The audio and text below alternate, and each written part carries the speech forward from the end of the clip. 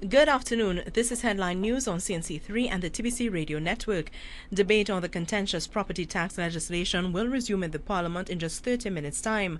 On Friday, when debate began, President General of the trade union, Phyton, David Abdullah, was arrested by riot squad police officers for leading a protest outside the Red House on the issue. Abdullah was held and released for obstructing the roadway. This time, though, the Phyton leader says protesters are expected to return to the Parliament and sit inside as the debate continues. On behalf of the People's Democracy, we are going to be inside the Parliament this afternoon. On Friday, we thought that the bill was going to be debated to its conclusion. It was not. And it was not because the government, quite frankly, could not respond to all of the positions that were being expressed inside and outside of the Parliament. And so they could not bring it to a conclusion on Friday. We were outside on Friday. Today we're going to go inside and we're going to be looking at them in their face when they vote on this issue, because we will act as the conscience of the people and it will reflect their conscience now. They will have to go home in the quiet of their lonely room tonight and wherever and reflect on how they voted and in whose interest they'll vote. Meanwhile, the legal team representing Phyton President General David Abdullah has asked that his matter be sent to the High Court. Abdullah was arrested on Friday on a charge of obstruction following a violent encounter with police and anti-property tax protesters on Friday outside the Parliament as debate on the property tax legislation took place inside the chamber.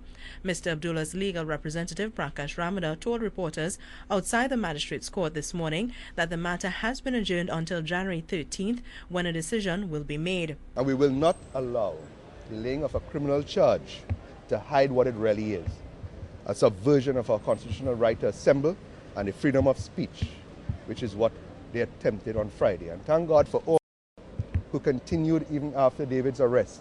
They stood for the protection of the constitutional rights.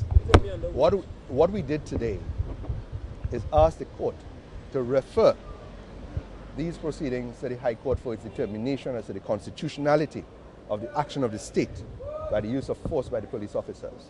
And Prime Minister Patrick Manning returned to the country after attending climate change talks in Copenhagen, Denmark.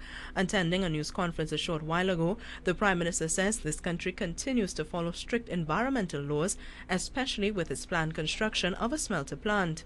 In the case of our aluminium smelter, the standards that have been set for that aluminium smelter are the most stringent of standards set in the world.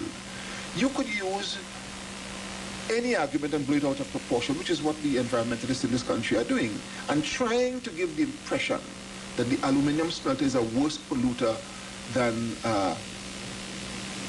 any other industrial process.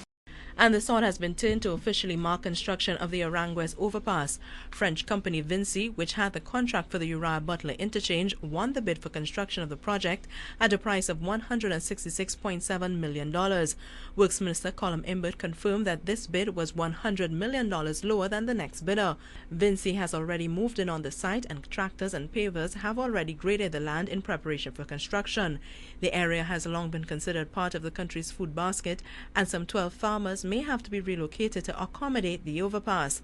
Stay with us for another news update in 1 hour's time, and our major newscast is at 7 this evening here on CNC3 and the TBC Radio Network.